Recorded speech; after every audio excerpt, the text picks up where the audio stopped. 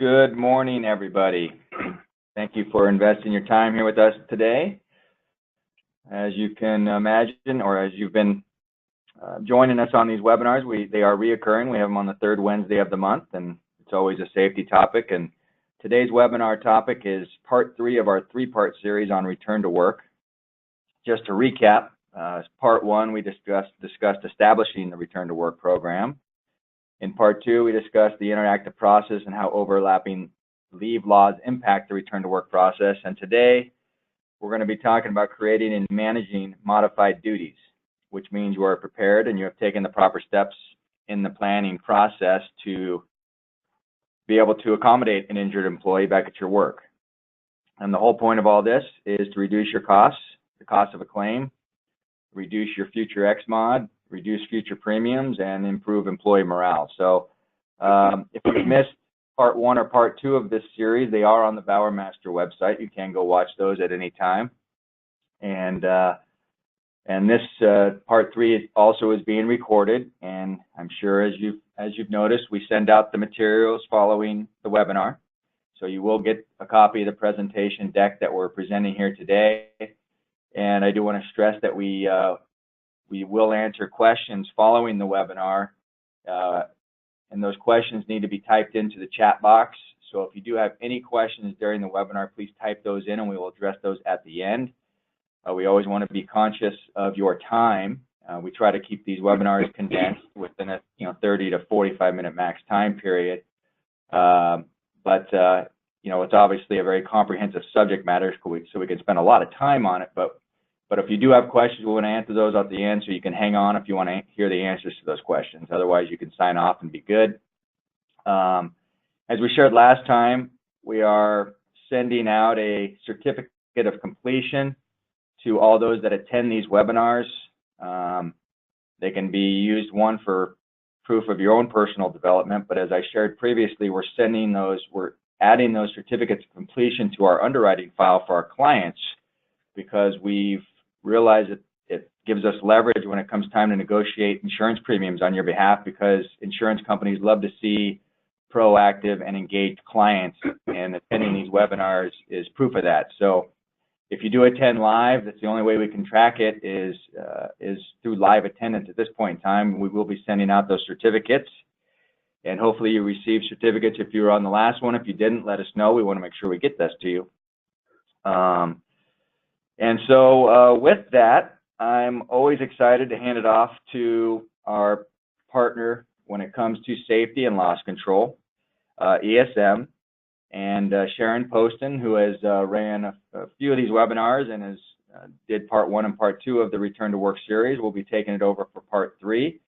And at this time, I'm going to hand it off to you, Sharon, and thank you very much. Okay, thank you, Adam. And hello again to everyone. Thanks once more for joining us on this 3rd Return to Work webinar. Today's presentation is going to drill down to the details of how, when, and what you need to do when your employee's ability to work is restricted while they're recovering from workplace injury.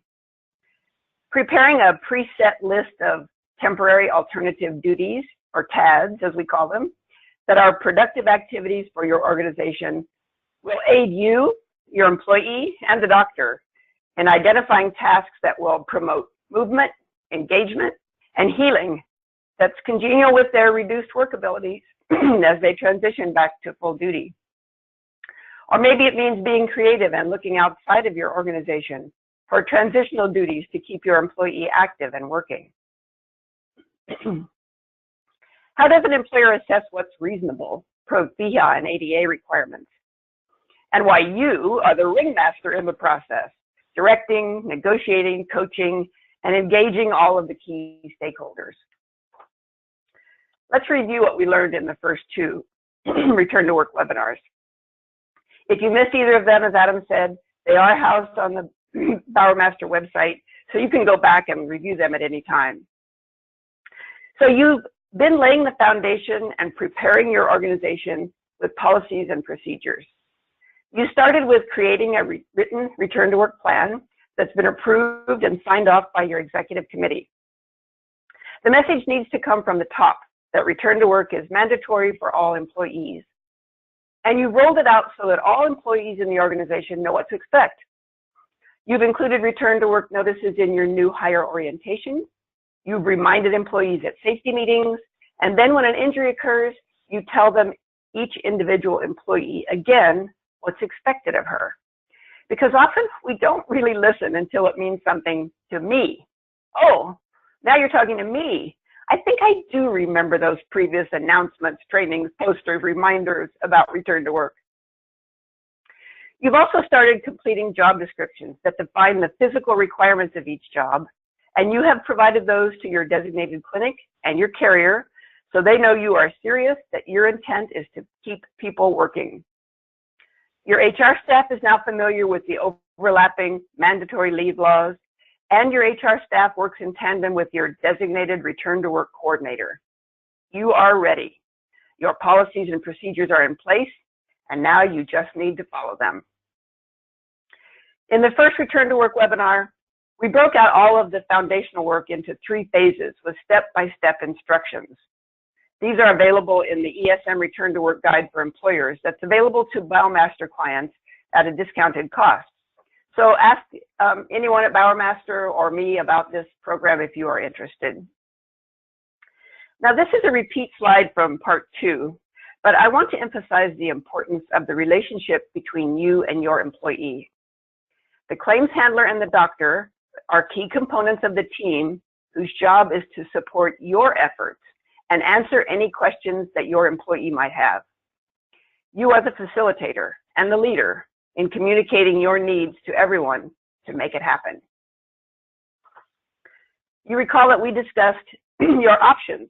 When your employee returns from the clinic and he has a work status that says, no use of the left hand, or no repetitive lifting over 10 pounds. Well, first you review the work status with your employee and the supervisor. Can he perform his regular job within these restrictions? Or maybe we want to temporarily reassign certain tasks, or we could use a pallet jack or other assistive lifting device. Maybe we could offer a team approach on a temporary basis. So you consider all of those ways of modifying the original job. If that's not possible, then you move to an alternative task. Now, these alternative tasks don't have to be full-time. It can be a combination of tasks that you call from different jobs, and we're going to talk more about these potential TADs in the upcoming slides. Then finally, you might consider a different department, or work from home, or even a volunteer work at a nonprofit organization in your community. We'll talk more about that in a minute too. All right, let's look at a case study. This is a claim that involved a 28-year-old construction worker who tripped and fell, twisting his right ankle. This was October of 2017.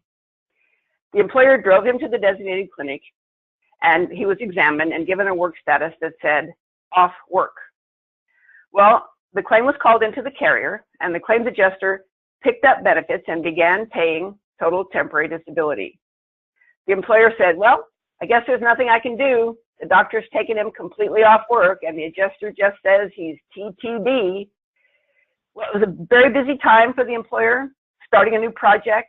So the employee's position was filled with another worker because work had to be completed. And no one had time to call the injured worker and ask how he was doing and if he was recovering. Then the employer gets word from someone in the organization that the employee who is TTD, totally temporarily disabled, was seen playing with his kids and riding his motorcycle. So he calls the claims administrator demanding that surveillance be started. This is fraud, he says. But still no one called the employee. There is a medical clinic in Sacramento run by Dr. Michael Cohen. It's called Sutter Occupational. Dr. Cohen changed the form that the doctors use, and he totally removed the option of off work. He said whether or not an employee is off work is a decision of the employer and the employee. The doctor's job is to tell them what physical abilities or restrictions the employee could safely do to prevent re-injury and allow healing. So when you see those words off work or TTD, you know that it's time for you to dig in and ask a few more questions. In California, tax-free weekly temporary disability benefits which are 2/3 of the gross weekly wage, up to a maximum of $1,215 currently for 2018, can continue for 104 weeks. That's 2 years. So if you have a max earner, and that would be a person who makes $45 an hour, the temporary disability claim cost alone in 2 years would be $126,000. And then you add medical care, permanent disability, legal expenses, on and on top of that. So what could the employer have done? Remember that you have created job descriptions and you provided them to your designated clinic. So now you email the job description again for this particular employee, and you remind the doctor that you have an active return to work program. And would she please provide you with the work restrictions or the work abilities? You can also send the doctor a list of potential light duty jobs that a person with a sprained ankle could perform. If you don't receive a work status, then you call the clinic manager and you explain what you want and ask if the doctor could please help you with keeping your employee working. Still nothing? Tell the clinic manager that you will probably be moving your business, and then find another clinic where the doctor will cooperate with you and the patient, your employee. You know, sometimes I think employers feel like they have no control, but ultimately you have the checkbook, so you do have control. And if you find the doctor is not cooperating with you, then find another clinic. I don't mean that you don't give them a chance first. I mean, that's the exaggerated list, but sometimes it reaches that point. So the next thing you do is talk with your employee. If the doctor has decided not to cooperate with you, the employer, then they should cooperate with their patient, your employee. So you invite the employee to come in and discuss how he's doing and what options there are for him to work. He does, in fact, I mean, this is a young man. He just has one sprained ankle. He does have another leg. He's got 2 arms. He's got eyes, ears, and a brain that were not injured. So you can perhaps find something for him to do while he's healing. Maybe he can't drive with his right foot injured. So you tell him you'll send an Uber to pick him up, or you have him maybe carpool in with someone else or make other arrangements. Excuse me. You start this discussion about return to work on day 1, way before anger and animosity begin to set in, because that's kind of what happens over time. The employee and the employer go their separate ways, no one pays attention to the other, and then the blame begins to set in. The employer should remain engaged with their employee throughout the entire claim, even if they become represented by an attorney. I heard a claims adjuster recently say to an employer that he could not talk to the employee because he now had an attorney. Well, that's a true statement for the claims adjuster, but absolutely not true for the employer. In fact, as we learned in the last webinar, the employer must talk to the employee about job accommodation. That's your requirement under ADA and FEHA. Convince the employee that you are on his side. You want him to get the best treatment and get well and return to work. And you're here to help him to do just that. Then your third step is to talk with the claims adjuster. If there's no improvement in the work restriction over time, you know, I don't know what that time is, 30, 60, 90 days, it's still the exact same work restrictions, then call the adjuster and ask what can be done. Maybe she could assign a nurse case manager to meet with the employee at the doctor's to discuss options. There could be a language barrier. Maybe the employee is afraid to ask. Maybe the employee would rather just stay home and get paid TTD. We don't really know what happens at the medical exam. We do know that on an average, a doctor is allocated about 17 minutes for an exam. It's often difficult to get everything addressed in that short period of time. So, still no change or improvement? Ask the adjuster to object to the treating doctor and request a panel qualified medical examiner. These are not the ideal courses, but sometimes it takes these drastic measures to get to another medical opinion. If the doctor is being stonewalled and the treatment plan that he recommends is not being approved, why is that? I had a case once where there was a foot injury. The doctor said that the employee could come back to work if he had orthotics for his shoe. Well, the carrier denied the orthotics, and this went on for 8 weeks. So the employee remained off work during that whole time. The employer then called me and I said, well, just pay for the orthotics yourself. He did. The employee got the orthotics and came back to work the next week. I mean, these are all certainly extreme examples, but sometimes you have to speak up to get things done. Let's take a look about our discussion about temporary alternative duties, and we call these TADs. So you gather your supervisors or your managers for maybe a 30-minute brainstorming session and talk about the potential light duty tasks that they have within their department. Maybe it's a full-time position, and maybe it's only just a few hours per day. And you maybe have to find several different things for the employee to do. If you're a construction company, can you have the employee sit at a computer and take an OSHA 10 training? If you're a landscape company, can you have your employee inventory the equipment, order or clean parts? If you're a janitorial company, do you need to update your MSDS sheets for the chemicals that are being used? You can decide what needs to be done, and then you list them, and then you add the physical requirements. And even better yet, add a few videos or attach a few photos that you just take with your cell phone so that the doctor can really get a visual when you send these into the doctor to have them review. Then the doctor knows exactly what you're talking about. Then you write to the doctor. Here's a sample letter that we include in our Return to Work Employer Guide. You send the job description, you send the TADs, and you continue to follow up with the doctor, the employee, and the claims adjuster until you get a response of work restrictions that you can consider. Now you might think, oh, this is way too much work. This is too much time.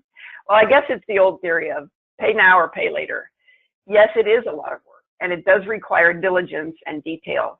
And that's why on that one of those first slides, I said, it's really important that you assign these tasks to a specific person, and that person becomes your return to work coordinator. It may not be their full-time job, but it is a position that they will take responsibility for. And you need to pick a person who is compassionate, has attention to detail, and is assertive, not necessarily aggressive, but assertive in continuing to follow up when they're not getting the things that they need for you to consider whether or not your employee can come back to work. All right, so you have looked throughout your organization. You mostly have laborers, and you just simply can't find more than a day or two of work for an employee to safely perform. Well, you might consider having them work at an off-site nonprofit organization. There's Goodwill Industries, Pride Industries, retirement homes. All of these use volunteers to assist them with light-duty jobs. You can start with checking with your carrier. Some of the larger carriers like Travelers and Liberty Mutual, I know, they have programs to assist you. There's also an organization called Reemployability, and they can assist you with modified transitional work assignments. This may be a solution in special instances. And I put their website and their phone number on there because we do have employers that use this organization very successfully. But I will give you a word of caution.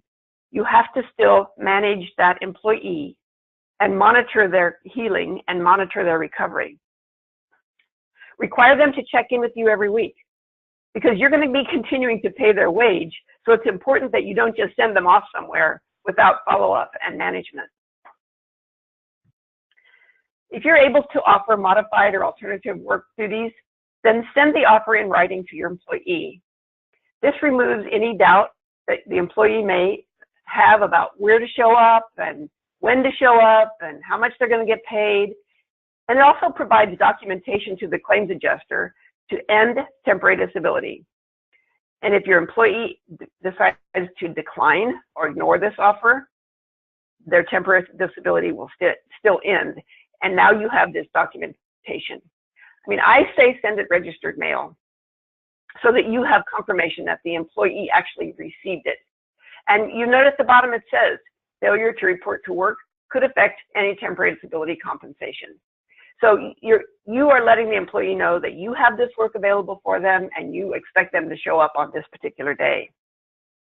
Again, as we said in the past, you can't force an employee to come back to work, and sometimes they choose not to for whatever reason. That's just what they choose to do.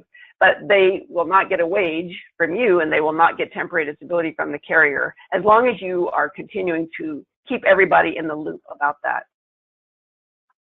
I've had some pretty extreme examples of overpayment of temporary disability where the employer did not notify the carrier that they had offered work, and the carrier continued to pay temporary disability. So coordinating and facilitating and making sure that all of those discussions keep everybody in the loop is really important. Let's review one more example of an obstacle that you might run into.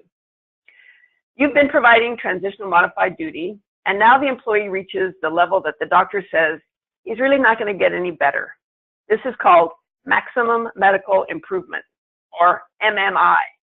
It used to be called permanent and stationary, P&S, and so you might see either of those terms if the claims person is communicating with you, MMI or P&S. They mean the same thing, that this is about as good as the employee is going to get. And these are medical legal terms because it means temporary disability ends when a person becomes MMI. It also means that the restrictions at this time become permanent. In this case study, the employee injured his right arm, wrist. He returned to work following surgery as a long-haul truck driver and was eventually released to full duty by his treating doctor. Then he got an attorney, and he was seen by a QME, qualified medical evaluator. The medical legal doctor said he was MMI, and he had permanent work restrictions of avoid prolonged and repetitive resisted supination and pronation with the injured right wrist. Okay, so then you have to decide, what the heck does that mean? I mean, take a look at this picture. Do you see that doctor in the middle with his elbow to his side and his hand turned up? That's supination. And if you think of the way that you open a doorknob, you turn your hand right and left, that's pronation is down, supination is up. So this work restriction says repetitive resisted pronation and supination. So that's turning like your hand is turning a doorknob with resistance and with strength. Now you remember, this guy is a truck driver. He drives a semi, a big semi. And so when you're gripping the steering wheel, that's pretty much essentially what you're doing. You're making that wrist supination, pronation, back and forth movement. So the problem was that the claims adjuster, the problem was that the employee was actually doing the job. He was a good employee and he was motivated to work, yet now the employer had a doctor saying that he shouldn't be doing that job. Holding and gripping the steering wheel, that's movement that the doctor restricted him from, and that is an essential function of the job. So what is it that the doctor meant? Especially because you had his treating physician who had released him to full duty. So what should the employer do? This employer felt that she had an exposure to injury, either to her employee or to others on the road. This guy was required to drive a busy section of Highway 80 from Sacramento to San Francisco, and she was worried about what would happen if he couldn't control the truck. You know, and as a person who drives that route pretty often, I want to know that the truck drivers that I'm passing are able to handle their trucks in any given situation. So what do you do with these differing doctors' opinions? Can you terminate the employee if you think he's at risk to himself or others? What does workers' comp require? Well, what about FEHA and ADA? Okay, this is not an easy one. As I was reviewing this, I thought, why did I pick this case scenario? Because it is very difficult, but it's what happens a lot of times in claims. You get differing doctors' opinions and then you don't know what to do. Honestly, you just have to keep working in good faith with the employee to arrive at a solution. And you start by inviting him in to discuss the situation. You review the job description. You discuss the physical requirements and all of the restrictions from the various doctors. You talk about his ability to perform the job. What problems has he had over the past year? Could he handle an emergency situation, a blowout, avoiding an accident, being cut off? oftentimes a treating doctor will talk to the employee because that's the patient. But when an employee goes to a medical legal exam, either an AME, Agreed Medical Evaluator, or a QME, Qualified Medical Examiner, that's just a one-time visit. And I often hear employees say, the doctor only spent 20 minutes with me. He didn't really have much of a chance to let me tell him what was going on. And then the med-legal doctor is reporting back to the attorneys. So they often don't even tell the employee what their report is going to say. So I would even, now you've got the AME work restrictions, show him a copy and say, have you seen these work restrictions? Did you know that this is what your doctor said? Do you agree with them? All of those things have to be brought out because it's really a matter of communication. How do you make sure that everybody knows what's going on? So let's say he says, yes, I do know that, and I do worry about what I would do in a given situation. Oh, that's the red flag that you're saying, well, I don't know if I can reasonably accommodate, because that is really an essential function of the job. So then you're going to be able to look around and see what other open and available positions does he qualify for. Let's say the alternative, that he says, no, I never saw that. I don't agree with that. That AME didn't even look at me. He didn't really even take time with me. I don't agree with that because I've been doing the job for a year. So then you have to address those issues. He needs to go back and talk to his attorney that he disagrees. You need to tell the adjuster to make sure that he or she sends a copy of the AME report to the treater and get the treater to comment. Because the treating doctor, in my opinion, is the one who has seen the patient for over a year. He knows him or she knows him better, able to see him over a long period of time. The AME is a one-time view. So does that doctor really have a true picture of what this employee can or cannot do?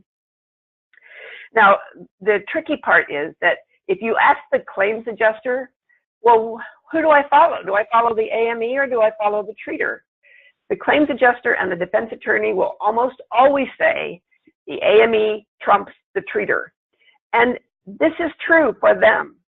When you're looking at med-legal issues of permanent disability, future medical care, and so on, the process is that you object to the treater and then you go to the next level, AME or QME.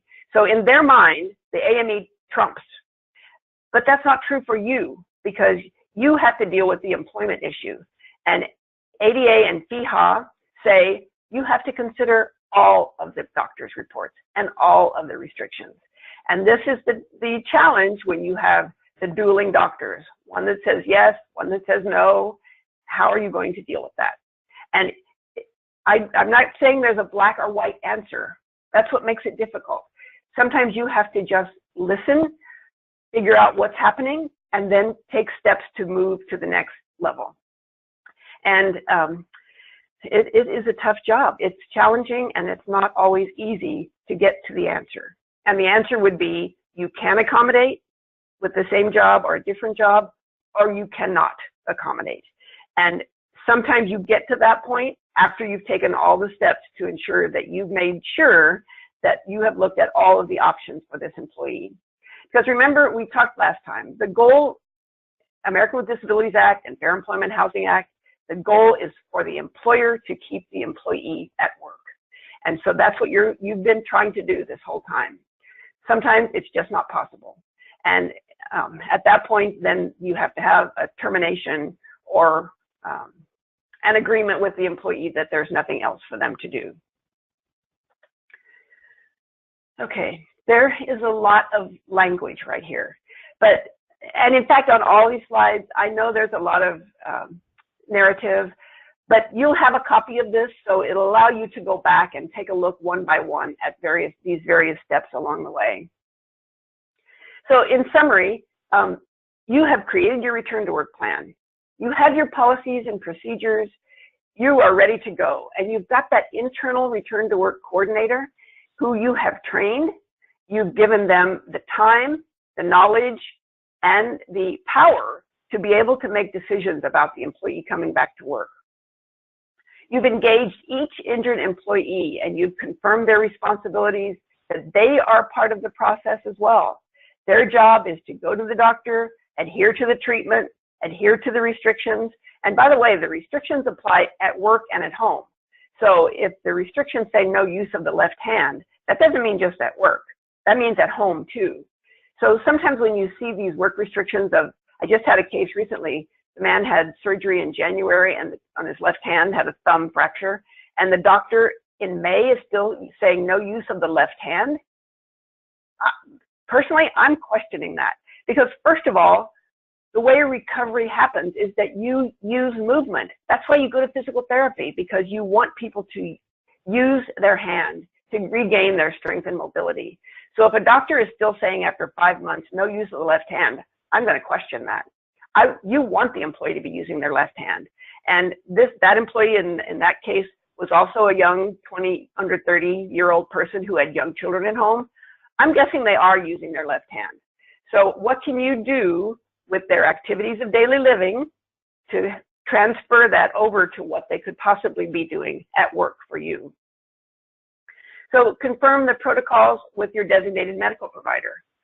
Again, you are the one writing the check, so you have the power to say to the clinic, this is what I need, this is what I expect, and they should agree to those terms, and if they don't, then find yourself another clinic. Confirm expectations with your claims adjuster to immediately receive all work statuses from all doctors, the primary treating physician, any specialist, any med legals, AME or QME, because usually once you have your relationship established with your clinic, the clinic will send you the work status. They'll probably fax it to you. Or US HealthWorks, for example, you as the employer can actually set up a portal and you can log into their site and see what the work statuses are if for some reason you didn't get them. But you sent Joe last week and you never got the work status, you can just log into the US HealthWorks website portal for you, and there it is. You can see that he showed up last week. Here's what the doctor said, and here are the work status. So that part usually works well. But once they go to a specialist, sometimes orthopedists, neurologists, neurosurgeons, they don't have a relationship with you, so they don't send you back to work restrictions. And the AME, QME, they definitely don't send it to you because they're reporting to the carrier and to the legal people. So you need to make sure that you are telling your claims adjuster, send all those things to me. And if you're engaged with the claim, you know when there's an AME appointment coming up. So, the AME appointment took place April 1st. You haven't heard anything. You call them and say, where's the status? What's the work restrictions? What is he permanent and stationary or MMI? And do I have permanent work restrictions? So I would like to say that all carriers and claims adjusters should be the one to initiate it with you. They should be informing you, but sometimes you have to be the one to follow up with them to get the information that you want. So following up regularly with the claims adjuster until the claim is closed, because things happen along the way. And claims adjusters have sometimes high caseloads and they don't get back to you as quickly as they should. So making sure that you are following up with them to get the information that you need is very important. Okay, I'm going to end with a few websites that I think might be helpful to you. Some of them I have given you before, the Department of Industrial Relations, the DIR, I've given you that one before, and there is very, very much information on their website. But I also added the Job Accommodation Network, Ask Jan, J-A-N. So Job Accommodation Network is a function of the U.S. Department of Labor, and it's really a wonderful website. It's free, and there are all kinds of technical assistance with job accommodation, tells you about the Americans with Disabilities Act. It's really a very wonderful website. And you can actually, if you're stuck with coming up with temporary alternative duties, there's actually a help desk where you can send an email to a real person and say, I don't know what to do with this person. When he says, no use of the left hand, what can I possibly do? And they will email you back with suggestions or possibilities that you might consider. Okay, whew. All right, that was a lot. We covered quite a bit in these 30 minutes, in this 30-minute time frame. So let me see if there's anyone in the chat box that I can look at. I don't see anything there. So, and I know sometimes these things have to percolate because we talk about a lot. And so if some of it comes back to you and say, well, wait a minute, now I have a question, don't hesitate to either send me an email or to your Bowermaster advisor. Okay, Adam, turning it back to you. Thank you, Sharon, as always. Yes, certainly a lot covered. And as mentioned at the beginning of the webinar, it's a subject matter that we can spend a lot more time on than the 30 minutes that we spent here this morning. So I do want to stress that, Bowermaster and your advisor and working with the ESM team, we're here for you beyond these webinars. If we need to dive deeper into a subject matter, please reach out to us because we are a resource for you. And at the end of the day, it's all about driving positive results to your bottom line, because if we can avoid claims, all the better. And when a claim occurs, how we handle that claim will greatly impact the end result of that claim from a dollar standpoint and from an employee standpoint. And I can't stress enough, which Sharon talked about, is safety absolutely starts at the top of a company.